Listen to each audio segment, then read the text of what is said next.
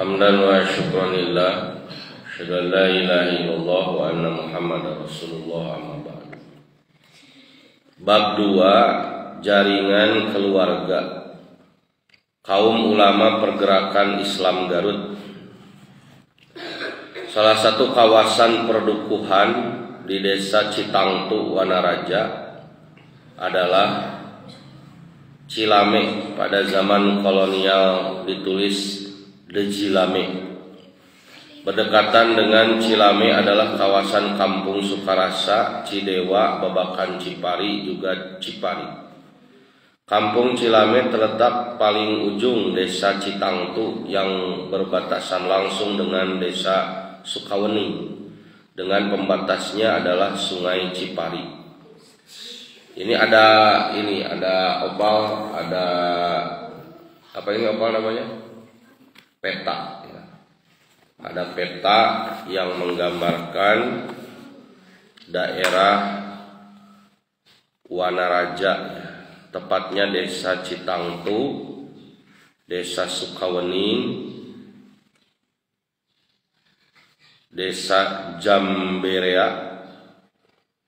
Kalau lihat di peta, memang Garut ini dianugerahi oleh Allah beberapa sungai. Ada Sungai Cipari, Sungai Cihantap. Makanya wajar jika desa Wanaraja ini sejuk, subur, penuh dengan kebun-kebun. Mereka ada yang menanam padi, kemudian ada yang berkebun di Huma, kemudian ada juga kemarin dijelaskan yang bekerja di pabrik belerang yang dibangun oleh siapa? Arasya? Pemerintah Hindia Belanda ketika itu. Di bawah pemerintah Hindia Belanda, para pemimpin yang mereka buat di kabupaten, kemudian di daerah-daerah, diantaranya dengan sebutan Raden. Jadi Ayosep sebutan Raden itu diantaranya adalah pemimpin di bawah Hindia Belanda di daerah-daerah yang sudah mereka tentukan.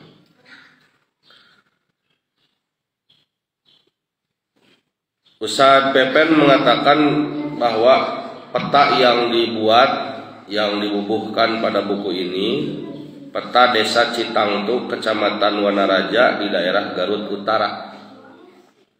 Pada awal abad ke-20, kawasan ini terkenal sebagai basis pesantren-pesantren besar. Tidak hanya di Garut, tapi juga kawasan Priangan. Masih ingat Babang, Priangan apa saja yang termasuk Priangan? Kemarin itu beberapa daerah yang langsung mengirimkan orang-orangnya untuk belajar di Pajagalan. Dikatakan bahwa kebanyakan atau sebagian besar berasal dari Priangan. Garut, Priangan, Tasik, Ciamis, mana lagi? Bandung, ya, kabupaten, kota, Cianjur, Bogor, Sukabumi, dan sekitarnya. Itu Priangan. Di antaranya di Wanaraja itu ada pesantren yang terkenal. Dulu itu pesantren besar, ya.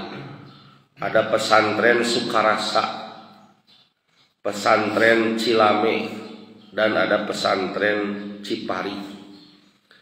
Jadi sebelum Ustadz Aceng ada dan mengembangkan pesantren Persis di sana, memang sudah ada pesantren-pesantren besar, pesantren salaf, pesantren tradisional. Sama seperti kampung-kampung lainnya di Garut, dukuh-dukuh tersebut di era kolonial adalah kawasan masyarakat agraris pertanian dengan basis sosial keagamaan yang kuat. Jadi penghasil dukuh ya, Wanaraja ini. Masyarakatnya dicirikan dengan sikap religiusitasnya yang tinggi, agamanya baik gitu ya. Tidak hanya dalam aspek kepasrahan terhadap ilahi, namun juga sekaligus ketaatan terhadap ajaran agamanya itu, termasuk penghormatan yang tinggi terhadap para tokoh agama. Kita jelaskan kemarin kan bahwa kehadiran Ustadz Aceng itu memang lahir dari lingkungan yang baik, keluarga yang baik, kemudian pesantren-pesantren yang besar di Wanaraja sebagai tempat lahir Ustadz Aceng. Artinya ketika kita mengharapkan generasi irsip umpamanya ingin menjadi kader-kader terbaik Islam, satu di antara yang harus kita lakukan adalah menciptakan lingkungan yang baik. Salah satu faktor dominasi kultur santri pada masyarakat desa Citangtu Wanaraja dan kawasan sekitarnya adalah keberadaan pesantren. Nama pesantrennya itu sendiri dilekatkan dengan nama kampung masing-masing, seperti pesantren Cipari adanya di Cipari, pesantren Sukarasa adanya di Sukarasa, pesantren Cilame adanya di Cilame. Jadi sesuai dengan tempat. Pesantren-pesantren tersebut mempunyai pertalian kekerabatan, khususnya antara pesantren Sukarasa dengan pesantren Cilame adalah jaringan pesantren antara ayah dan anak. Jadi Sukarasa dengan Cilame itu hubungan ayah dan anak. Ayah punya pesantren, lalu anaknya tumbuh berkembang, lalu menjadi ustadz, menjadi kiai ajengan, lalu membuat jaringan pesantren lain, membuat cabang. Keberadaan pesantren-pesantren tersebut diasumsikan sejak abad ke-19. Kemudian diceritakan di sini ada Mama Zakaria, bukan Aceng Zakaria, tapi Mama Zakaria. Mama Zakaria itu siapa, Habib?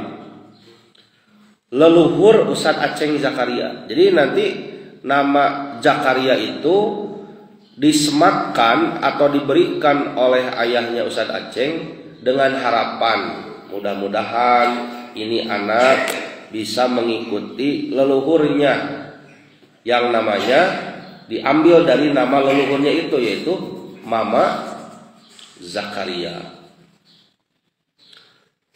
Umpamanya Arsa nanti punya anak, Arsa memberikan nama kepada anaknya dengan nama seseorang yang Arsa sangat kagumi, begitu. Misalnya Arsa punya guru, Arsa ingin anaknya menjadi seseorang yang hebat. Umpamanya seseorang yang hebat itu namanya Ahmad misalnya, maka Arsa memberikan nama kepada anaknya Ahmad, seperti itu. Jadi ajengan Kurhi ya, Ahmad Kurhi ingin anaknya menjadi ajengan, menjadi ahli ilmu, diberi nama Zakaria. Kenapa? Karena dulu punya leluhur bernama Mama Zakaria menjadi ulama besar. Diberilah nama anaknya dengan nama yang sama, yaitu Zakaria. Makanya penamaan itu adalah doa. Penamaan itu adalah doa. Mama Zakaria tahun 1860 sampai 1942. Jadi Mama Zakaria ini meninggal 3 tahun sebelum merdeka proklamasi Indonesia. Dia adalah sosok ulama reformis dari pesantren Cilame, Garut. Paling tidak sejak tahun 1873 keberadaan pesantren Cidewa dan pesantren Cilame telah diketahui. Tokoh-tokoh yang mensponsori kedua pesantren tersebut adalah Kiai Haji Abdul Karim, Kiai Haji Syamsuddin, Kiai Haji Abdullah, dan Kiai Haji Hasan.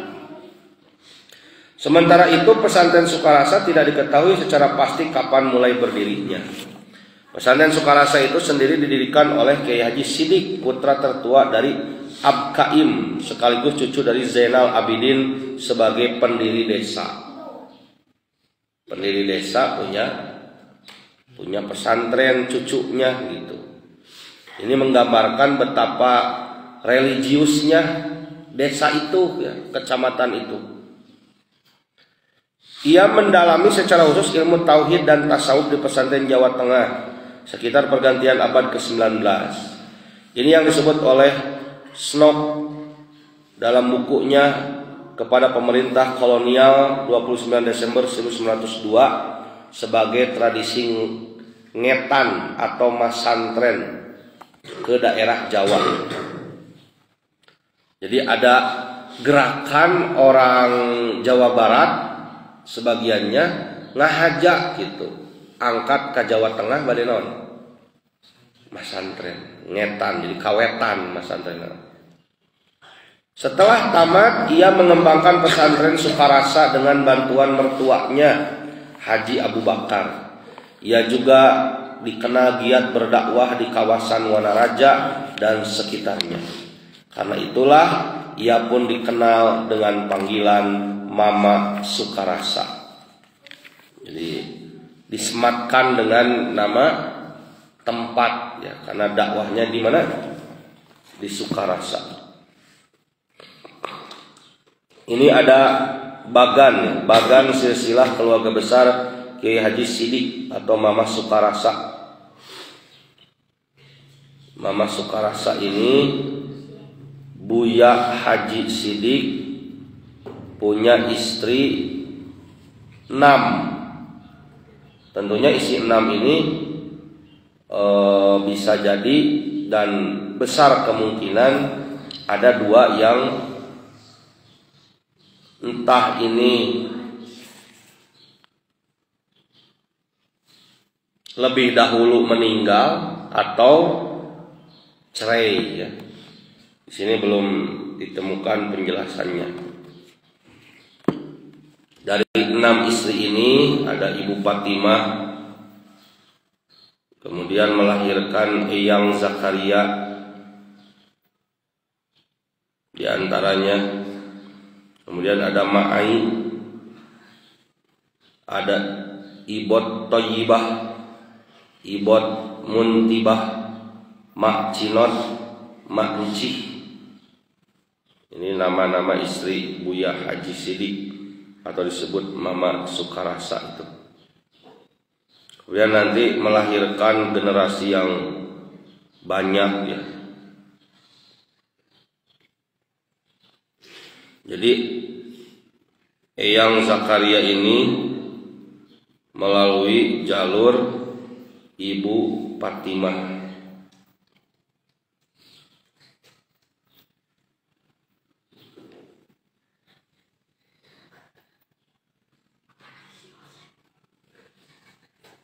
Kalian punya ini, punya silsilah keluarga.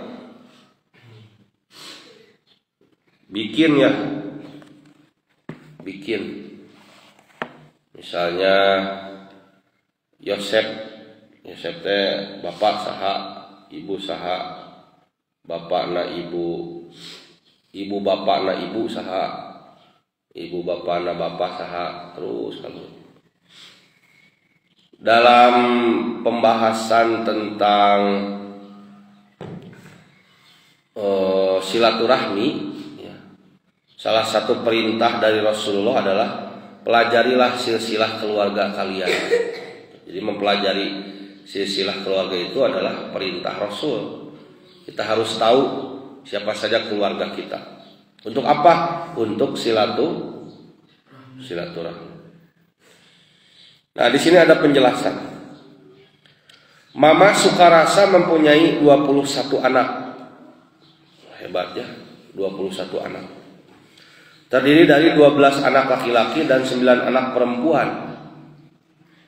Dari istri pertama, Nyonya R. Hajah Fatimah, Mama Sukarasa mempunyai anak tunggal, yakni Kiai Haji Muhammad Zakaria. Sementara dari istri kedua, Nyonya Ai, Mama Sukarasa mempunyai 6 anak. Dari Nyonya Ibot Toyibah, istri ketiga, 6 anak.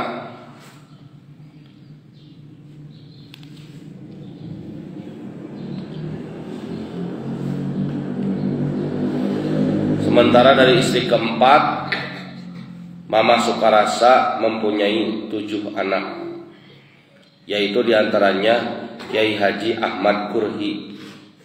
Jadi Ustadz Aceng ini adalah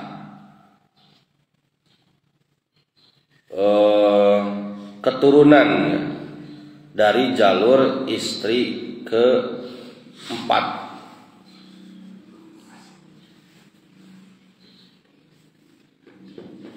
Yang mempunyai 7 anak, itu diantaranya adalah Kiai Haji Ahmad Kurhi. Karena dengan istri pertama mengalami perceraian, Mama Sukarasa pun menikah lagi. Nah ini jadi 6 istri itu bukan berarti 6-6-nya di poligami ya, tapi yang istri pertama cerai.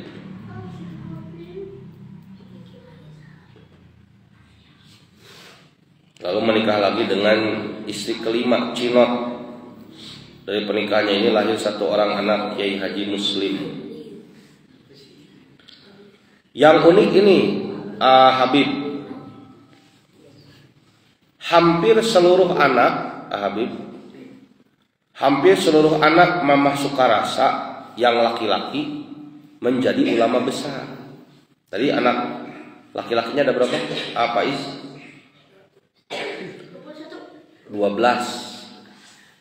21 jumlah semua. Jadi dari 12 itu hampir semua jadi ulama, jadi ajengan di berbagai daerah. Dari 12 anak laki-lakinya itu 11 diantaranya menjadi ajengan yang terkenal di Garut. Subhanallah ya. Kita adik kakak berapa? Arzi Rahmat adik kakak berapa orang? 2 ya. Ini adik kakak 21. Dari 21 laki-lakinya 12. Dari 12 11-nya menjadi ulama. Keberkahan keluarga yang luar biasa. Begitu juga dengan cucu-cucunya, banyak yang menjadi ajengan. Di samping Kiai Haji Yusuf Taujiri pesantren Darussalam, cucunya yang menjadi ulama diantaranya adalah Kiai Haji Akudus pesantren Cipari. Kemudian Kiai Haji Payumi, ajengan Uyum. Nah, ajengan Uyum ini yang nanti menjadi guru bagi Ustadz Aceng. Sangat berjasa. Kalau bahasa Ustadz Aceng dalam videonya, yang mengajarkan Ustadz Aceng ketelitian dalam membaca Arab gundul, membaca kitab. Ajengan Uyum, Kiai Haji Payumi. Termasuk salah satu cucunya yang menjadi ulama, cucu dari Mama Sukarasa itu adalah Kiai Haji Aceng Zakaria dari jalur ajengan Ahmad Kurhi Nyonya Menok. Berarti Akyas Aceng Zakaria itu siapanya Mama Sukarasa? Apa? Cucu, incu. Di mana Mama Sukarasa itu punya anak 21. Dan kebanyakan menjadi ulama yang laki-laki. Nah di sini ada Bagan juga, Kiai Haji Sidik Mama Sukarasa punya istri, kemudian melahirkan beberapa anak. Nah kemudian di sini disebut ada dari jalur istri pertama itu nanti selain melahirkan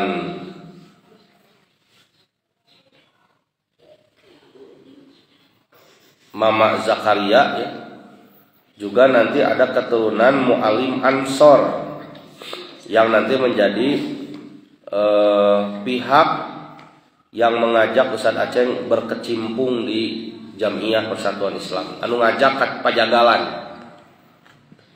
Itu saudara dari jalur istri pertama yang bercerai itu, Hajah Fatimah. Di antara anak-anak Mama Sukarasa yang paling terkenal adalah Kiai Haji Muhammad Zakaria. Ia lahir sekitar tahun 1860-an sebagai anak pertama Mama Sukarasa. Kiai Haji Muhammad Zakaria memilih untuk membangun pesantrennya sendiri di kawasan Kampung Cilame, perbatasan Babakan Cipari.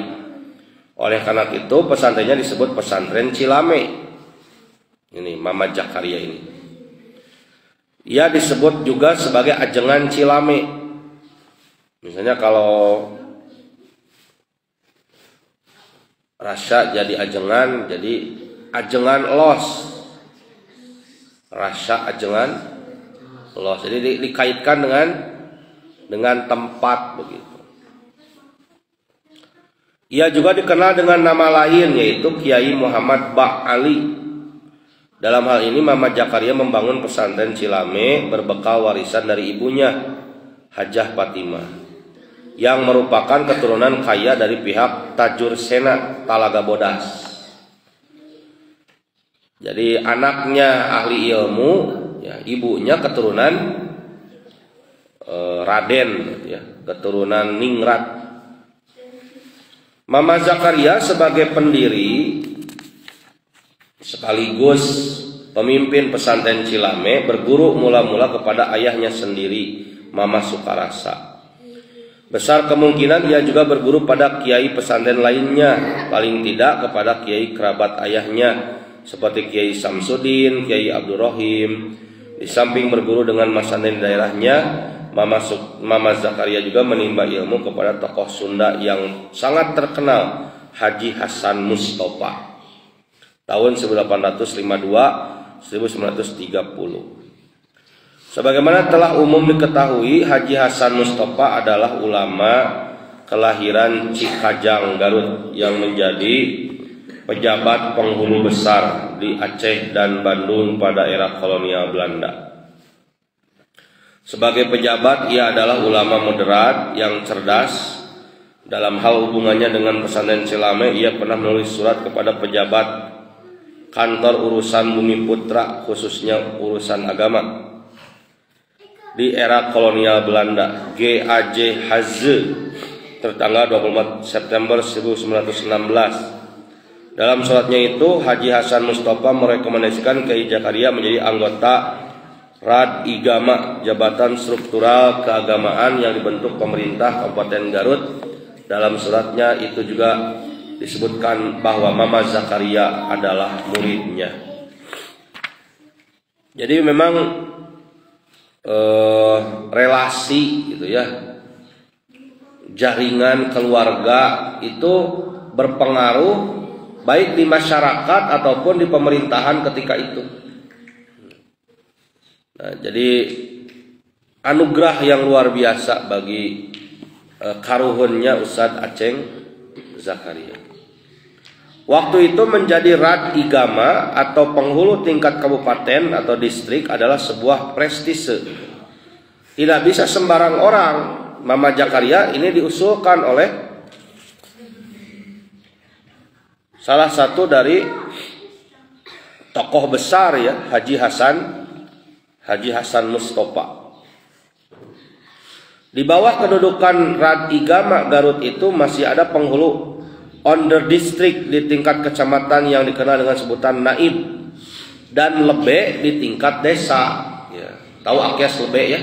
Apa lebe? Lebe di tingkat desa itu kalau hari ini orang yang suka apa? Mengurus pernikahan. Ini di tingkat kecamatan, di tingkat kabupaten diusulkan. Kalau bukan karena faktor kekerabatan dengan bupati, maka seseorang baru bisa menduduki jabatan keagamaan tingkat kabupaten tersebut karena dianggap mempunyai kapasitas ilmu keagamaan yang tinggi. Dalam kerangka inilah Mama Zakaria sebagai anggota Rad Igama Garut sejak 1916 menjadi bagian dari menak kaum elit bangsawan Sunda dari unsur agamawan. Sebagai menak kaum, Mama Zakaria pun dikenal luas dengan sebutan Raden Kiai Muhammad Zakaria atau Mama Zakaria. Jadi anopal Mama Zakaria itu secara ilmu tinggi, begitu ya. Betul arah saya. Secara ilmu tinggi, secara kedudukan pun terhormat. Ini profil Mama Zakaria ketika itu. Pengakuan Haji Hasan Mustafa terhadap kapasitas keilmuan Mama Zakaria tidaklah berlebihan.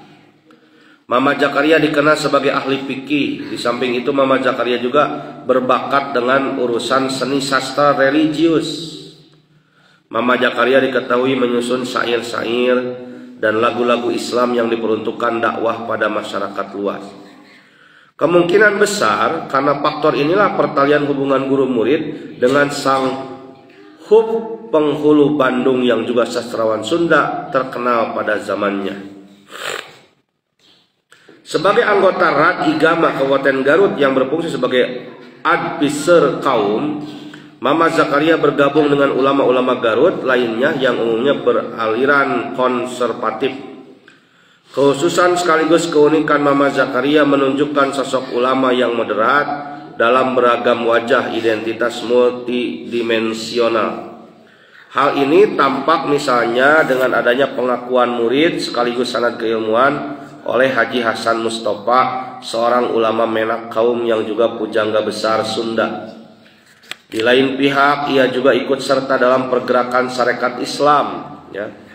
Jadi pernah juga aktif di SI yang kemudian bertransportasi menjadi Partai Sarekat Islam cabang Garut. Pergerakan ini pernah jadi kasus nasional dianggap radikal oleh pemerintah kolonial Belanda pada tahun 1919. Yakni peristiwa pemberontakan Cimareme 1919 sebagai bagian dari gerakan Si Abdeling B di Garut. Dampak dari peristiwa Cimareme ini cukup sulit bagi keluarga besar pesantren Sukarasa, pesantren Cilame, dan pesantren Cipari. Yang mana tadi apa, Babang?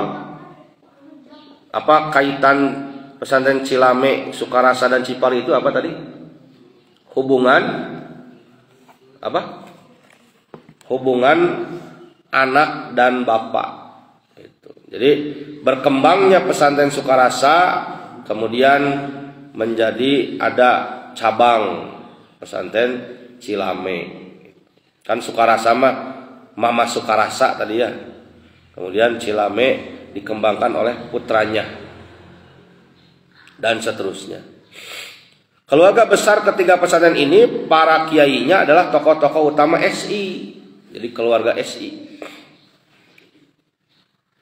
Yang kemudian disangkut pautkan dengan gerakan SI Abdeling B tersebut. Kiai Haji Adrai, saudara teges Mama Zakaria, harus melarikan diri ke Jakarta dan kemudian ke Singapura menghindari penangkapan oleh Belanda. Keluarga besar pesantren Cipari malah lebih menderita. Beberapa kiainya dipenjara oleh pemerintah kolonial Belanda di Sawah Lunto, Bandung, Balikpapan, Medan, dan Jember. Pesantren Cilame tidak lama setelah peristiwa itu mengalami kebakaran hebat yang menghanguskan hampir seluruh bangunan pesantren. Jadi, Babang, kiai dulu itu ujiannya berat-berat begitu. Sudah mereka harus berdakwah kepada masyarakat, tambah juga harus menghadapi pemerintah Belanda yang kurang suka, bahkan tidak suka kalau Islam terlalu berkembang. Makanya dalam literasi yang lain kan disebutkan dulu itu di antaranya Belanda mentidakbolehkan Al-Quran diterjemah, ayo saya. Jadi apa baheula Qurannya temenang diterjemah. Naon lamun diterjemah kan bisi umat Islam jadi pintar. Nah, makanya oleh para kiai-kiai apa yang dihembuskan oleh utusan-utusan Belanda yang pura-pura itu, yang hendak menyesatkan bangsa Indonesia ketika itu, lalu kemudian oleh para kiai didobrak, di antaranya dengan gerakan mendirikan pesantren, kemudian mendidik generasi muda untuk menjadi orang-orang yang berilmu. Dari sini Akyas kita lihat bahwa peran kiai ya, untuk membangun bangsa sejak dulu, peran pesantren untuk membangun negara sejak dulu itu tidak bisa dianggap kecil. Betul ya? Jasanya itu besar atau kecil? Besar.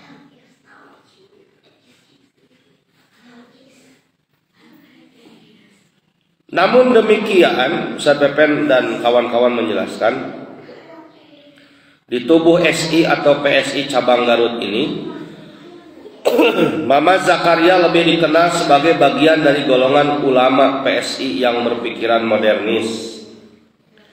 Persangkaan haluan modernis ini karena Mama Zakaria juga diketahui berhubungan erat dengan tokoh reformis Persis, Tuan Ahsan Bandung. Jadi sebelum Ustadz Aceng nanti jadi murid Ustadz Abdul Rahman, yang mana Ustadz Abdul Rahman itu adalah murid Ahsan. Nah, karuhunnya gitu ya, Mama Zakaria juga sudah ada hubungan silaturahmi dengan siapa? Apa? Dengan siapa? Jadi Mama Zakaria ini sudah ada hubungan dengan Ahsan. Jadi Mama Zakaria karuhuna Ustadz Aceng Zakaria, terus saya hubungan dengan Ahsan. Nanti Ahsan juga punya murid Ustadz Abdul Rahman. Ustadz Abdul Rahman punya murid Aceng Zakaria. Jadi saat Ustadz Aceng diajar ke Ustadz Abdul Rahman teh, kamuridna Ahsan, tak karuhuna teh, memang sudah ada hubungan silaturahmi dengan Ahsan.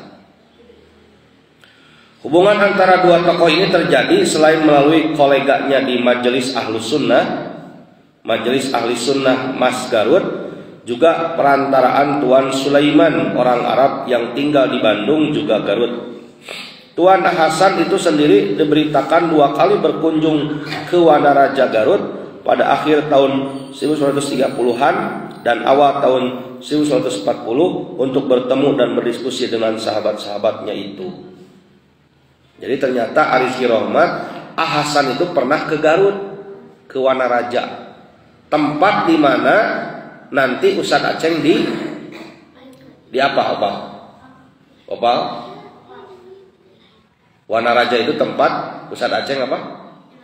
Dilahirkan. Jadi gurunya guru Ustadz Aceng pernah ke tempat kelahiran Ustadz Aceng, ke Wanaraja. Takdir yang luar biasa ya. Hebat.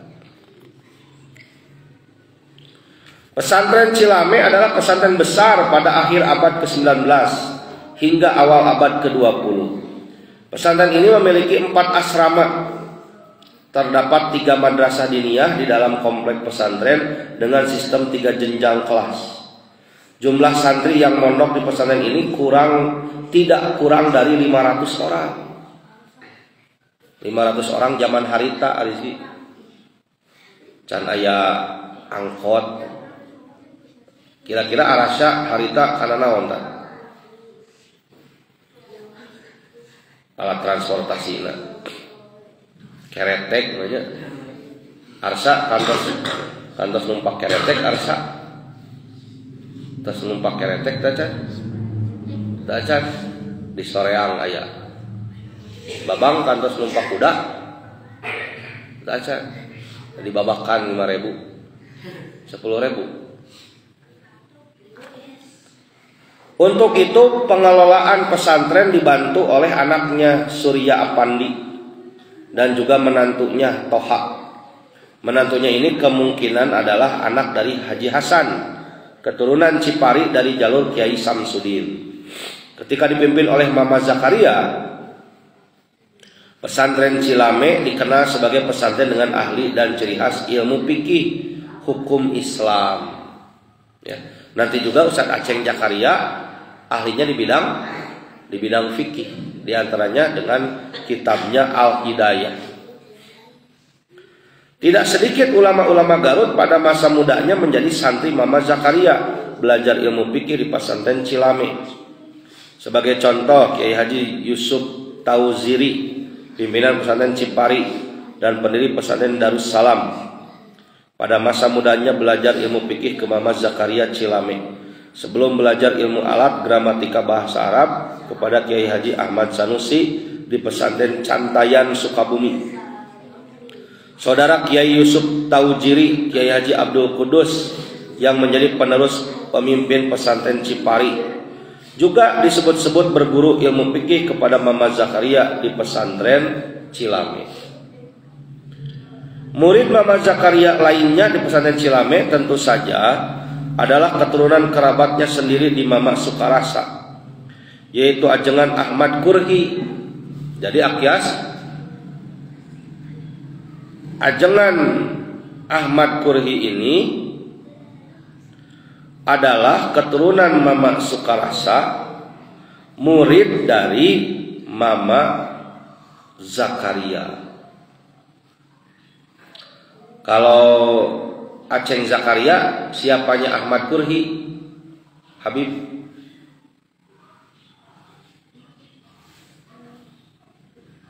Aceng Zakaria siapanya Ahmad Kurhi? Naufal, anaknya. Jadi Aceng Zakaria bin Ahmad Kurhi, yang lebih dikenal dengan panggilan ajengan engku. Jadi kalau orang tua dulu, Ayosef banyak nama lain. Kalau Rasya nama lainnya apa? Jadi punya landihan kalau orang tua dulu. Sebagai keturunan langsung Mama Sukarasa, ajengan engku menjadi tokoh terhormat masyarakat Sukarasa. Ajengan engku kemudian meneruskan tradisi pesantren leluhurnya di Sukarasa. Dari jalur keturunan ajengan engku inilah lahir generasi ketiga Mama Sukarasa dan generasi kedua Mama Zakaria, yang sekaligus juga mewarisi nama kakeknya Aki Tigigir, yaitu Kiai Haji Aceng Zakaria. Jadi kesimpulannya, Kiai Haji Aceng Zakaria adalah keturunan ajengan, kakeknya banyak yang ajengan dan lahir di lingkungan para ajengan. Pantas saja jika Ustaz Aceng menjadi ajengan, menjadi ahli ilmu. Insya Allah besok kita bahas apa itu majelis ahli sunnah. Ya. Yang tadi diceritakan, Ahasan pernah datang ke Wanaraja Garut untuk berdiskusi dengan siapa? Arasa? Ahasan berdiskusi dengan siapa? Farhan? Berdiskusi dengan Mama Zakaria sebagai leluhur Ustaz Aceng Zakaria. Nah, itu melalui majelis ahli sunnah. Belum ada persis ya ketika itu di Wanaraja, tapi gerakan-gerakan Quran sunnah sudah hadir. Insya Allah besok kita bahas majelis ahli sunnah. Aku qouli hadza wassalamualaikum warahmatullahi wabarakatuh.